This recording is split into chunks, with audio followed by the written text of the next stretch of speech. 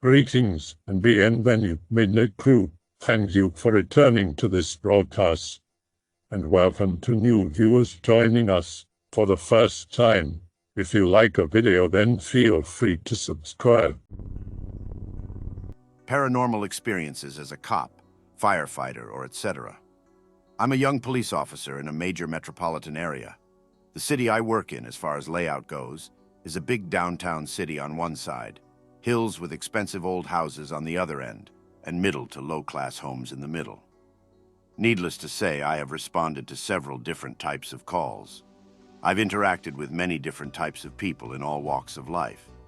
The thing is, as far as my thoughts on ghosts, demons, angels, aliens, etc., I've always been the type of person to say, I'll believe it when I see it. In the short few years I've been a cop, I've seen some things that I could not explain. I know some of you who browse here are EMTs, doctors, or also cops or people who work with the public.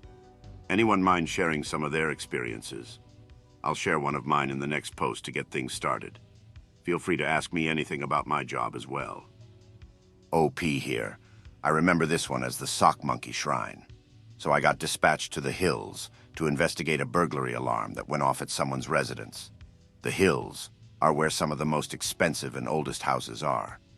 Most of the people that live in the hills are millionaires or children of old wealthy families that have inherited their families' homes. Burglaries are fairly common up there because most of the rich folks that own homes up there are traveling all the time, or their work keeps them away from home days at a time. It's about midnight when I am dispatched to this call. Dispatch advises that the alarm was indicating a breach at one of the bedroom windows. I get on scene and wait for my backup to arrive. While I am waiting, the homeowner arrives and tells me that she was at a friend's house and her alarm company told her about the alarm. The woman is about 50 to 60 years old, long gray hair. She was wearing all black. As part of our normal procedure, I ask her for a key to the home and her ID to verify that she is indeed the owner. She claims she does not have an ID and that she will never agree to identify herself to any government agent. I immediately recognize her to be a sovereign citizen. These people tend to be batshit crazy. She does, however, agree to hand me the keys to the house to do a search. She insists that she comes with me while I check the home. My backup arrives and we are ready to search the home. The woman, however, insists that she come with us. Part of our department policy pretty much states civilians cannot accompany us in home searches, not even their own.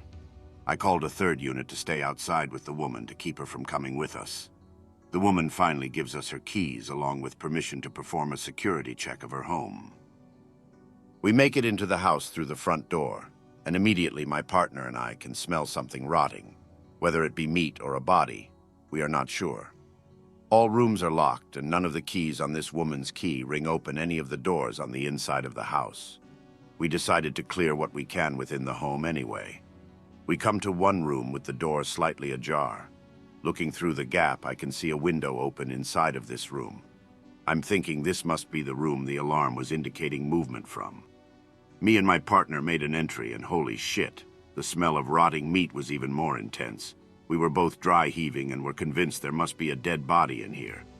We got our bearings and we noticed the room was full of sock monkeys. The entire room, floor to ceiling, had shelves full of sock monkeys. There were sock monkeys of every variety, be it Christmas, Halloween, etc. So we were thinking, okay, she has a collection of sock monkeys, weird but whatever. We continue to clear the room in an attempt to find a source of the smell. We come to a table in the room and I see that she has a little craft bench set up with yarn, buttons, etc. I'm guessing she actually knits these sock monkeys by hand. On the table inside of this same room, I see what I thought was a rat at first. Turns out it was a dead pygmy marmoset. Those little tiny monkeys. This crazy lady was getting dead marmosets sent to her home so she could knit sock monkey suits around them.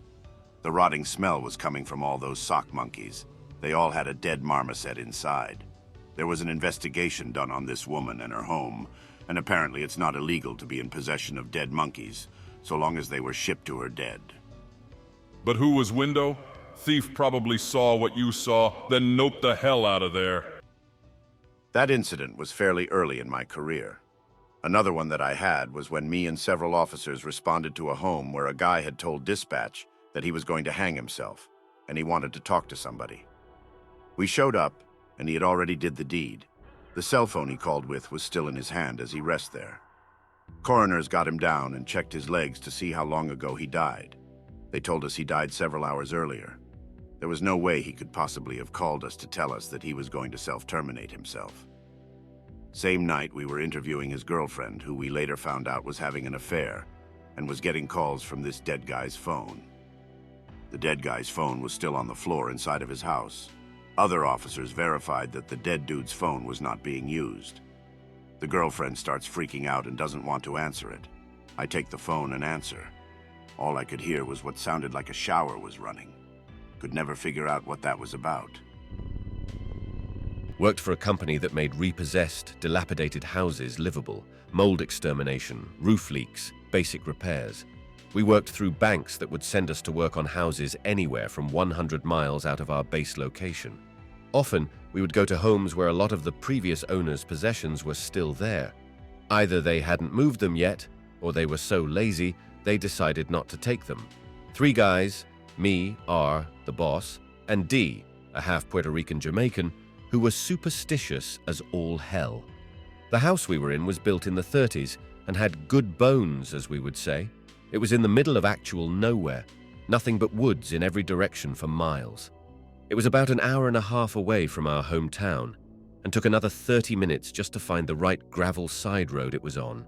The first thing we found when we walked in was a dead raccoon. Nothing to be concerned about. Animals find their way into abandoned houses all the time. In retrospect, what was weird is that it was freshly dead. No smell, maggots, nothing. Just dead, with a wooden chair placed over it. We disposed of it in the woods. We weren't going to drive home with a dead animal in the van, and moved on. Now, a part of the job is taking pictures of the entire interior, exterior, roof, outside walls, detached garages, attic, basement, and everything in between to corroborate our reasoning for the repairs. We separated with our digital cameras and proceeded to look for damages. I go downstairs, D takes the ground floor, and Rob takes upstairs. The basement itself is set up like a kid's playroom. Toys all over the place. Only thing is, these were the same toys I had as a kid. Power Rangers, Berenstein, or is it Bearstein Bear's books, Hungry, Hungry Hippos? For all I knew, these toys were older than me, only 18 at the time. My curiosity got the better of me, so I shoved my camera in my pocket and proceeded to rifle through the piles of nostalgia in front of me. Some time had passed before I figured I was taking too long to just take pictures of the basement. R is a stickler about wasting time. I walked back to the ground floor, and as I made my way into the foyer, so did R and D.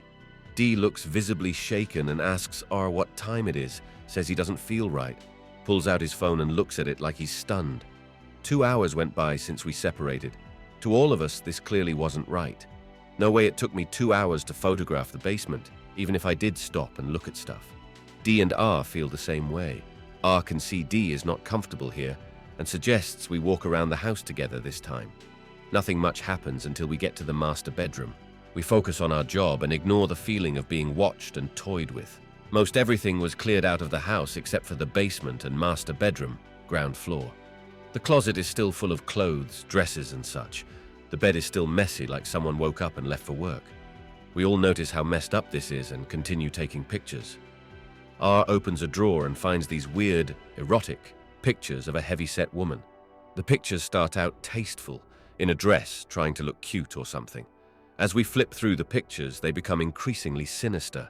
Long story short, the final picture is the woman tied to her headboard by her wrists and neck. Her ankles are roped and tied off to something off camera. In the beginning, the woman looked happy, playful. In this photo, she's crying and looks horrified. We are all unsettled by this, but D looks like he's going to cry. We continue to sweep the house, taking pictures and talking about how screwed up this is. R sends me to take pictures of the interior of the detached garage. Are you serious? D's freaking out, and we need the pictures. So I go. I get to the garage, which is unlocked. No deadbolt, just a knob. I push the door open, which is damn near impossible.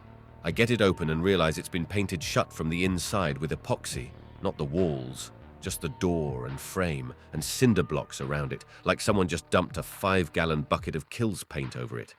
Inside the garage was just junk, lumber, and more toys from the early 90s. It looked like the roof caved in. The amount of materials just piled up in the middle of the room, up to the ceiling, was incredible. There was no path to walk through, so I made my way through the junk to get my pictures and get out.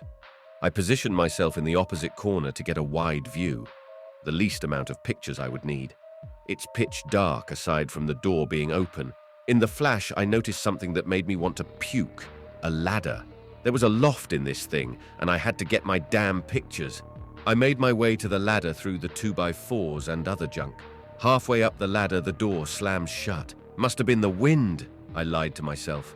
I make my way to the loft, which has nothing but blankets and piles of nylon top. Didn't even try to figure out if they were the same ones in the pictures. I started to feel hot. The sensation hit me like a brick wall. I started sweating and felt my face get red. I pulled off my shirt, fearing I might pass out on my knees in this loft, just trying to catch my breath. I heard something. I tried to control my breathing, but that's all I could hear. It took me a minute to figure out, but it wasn't my breathing I was hearing. I picked myself back up and made my way to the end of the loft to get my pictures. I took one, and the breathing got louder, took another, louder still. I walked to the other end, grasping my sanity, pouring sweat, and took another. The breathing now is in my ear and labored. It always stayed behind me. Every time I turn around, it's louder and still right down my neck. I made my way down the ladder to escape this audible wheezing in my head. No sooner did I set foot on the ground, R kicked the door open. "What's the matter with you? Did you paint this door?" I stumbled from the garage into daylight and damn near kissed the dirt. He gets me on my feet and asks me what happened, so I told him. Surprisingly enough, he doesn't even question it. We make our way back to D, who is just looking at his palms by the van, obviously distraught. He asks R the time again. I was in the garage for an hour. R proceeds to appeal to D's suspicions. We all know this isn't right. Come on, we still have work to do. We go back into the house and stick together. We start with the top floor and make our way down. We work our way back up from the basement into the foyer. On the banister on the top floor is a dress on a hanger, one of the dresses from the closet. D freaks the duck out, accusing me of doing it to mess with him. Why would I mess with you? Now R is freaked out, who is not the type to take anything like this seriously. We wrapped things up, packed into the van, and left. The entire ride home we talked about how messed up today was. We were there for 8 hours and could only account for 4 of them. A week later, Rob calls me into his office, a room in his house with a computer in it. He sits me down and asks me questions. Were you smoking a cigarette when you took those pictures in the garage? Was D with you? Was someone else in there? No, WTF do you mean? He showed me the pictures and my heart sank. Every single picture there was smoke, like I lit a cigarette and let it burn in front of the lens. The last picture was of me in the loft, like I set the camera down and set a timer. I was standing in the same corner I heard the breathing in my ear. I was crying.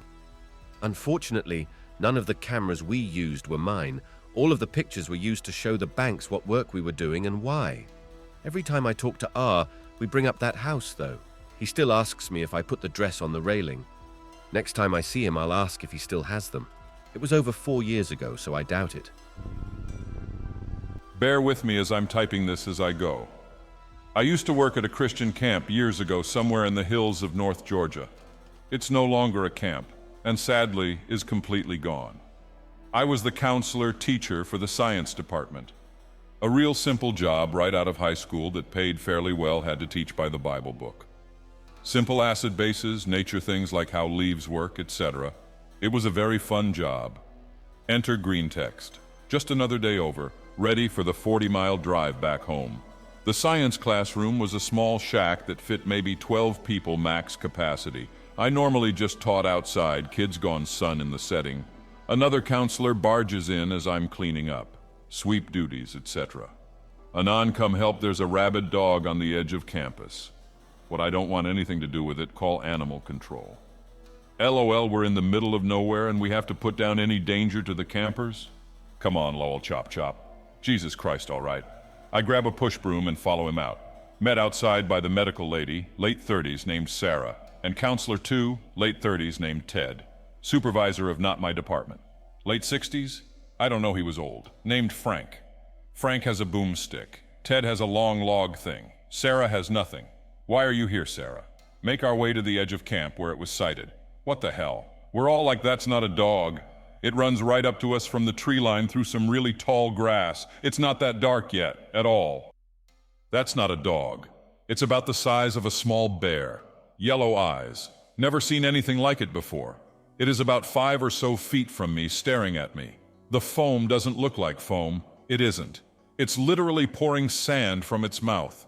The thing is covered in sores that look matted with sap and twigs and pustules. It doesn't look aggressive, but it doesn't look scary. Seems panicked. Hurt, maybe? Regardless, the thing probably weighs more than I do, so I spread my arms to look menacing to it. Frank has the boomstick aimed at it. Ted is pissing himself in the corner. The thing starts backpedaling, actively vomiting sand everywhere. Is that sand? Also looks like sawdust. All the sores covering its body seem like they're moving. All in all, we've only been face to face with this thing for a few minutes, if not a few long-ass seconds. The bald bear pic is somewhat relevant, though this thing had much meatier arms and torso. I yell at Frank to shoot the thing. I have literally the worst feeling in the pit of my stomach. Bang! Frank took the shot. Frank missed. Good job, Frank. Now we're dead. Right after the shot, this thing's reaction was not what I thought would happen. Super honest to God weird. It starts turning into a fucking stump. The sores erupt all around its head and consume the body. It's about twice the size now, still backpedaling towards this hill. Sand and sawdust waterfall from the giant crack of a maw that's all woody now. Sarah is madly praying. Frank is fervently digging in pockets for shell 2. Ted is ghost mode, scared stiff. I am literally just watching the show at this point. If I die today, that's okay, once the thing goes back into the hill enough. It starts warping again, rooting itself into the hillside. The face is gone, the sand from every crack. Boom, there's now a dead tree on the side of this hill. Everything is quiet like the tree has always been there. Wood shavings, dust, everywhere on the ground and around the tree. We looked at each other finally and not much was said. Sarah cried all the way back to camp. Frank told me if I spoke about it, I'd lose my job. Being that young, I listened, but still tell the story every once in a while at parties. For the ridicule, laughter, etc. But I never could figure out what it was that I saw. Never heard a story like it. Before I quit that job, I checked on the tree one last time. It never moved. I hope that you enjoyed tonight's broadcast. If you enjoyed tonight's story, then please subscribe to the channel as more green texts will appear daily. A new broadcast will appear when the clock strikes midnight Central Time.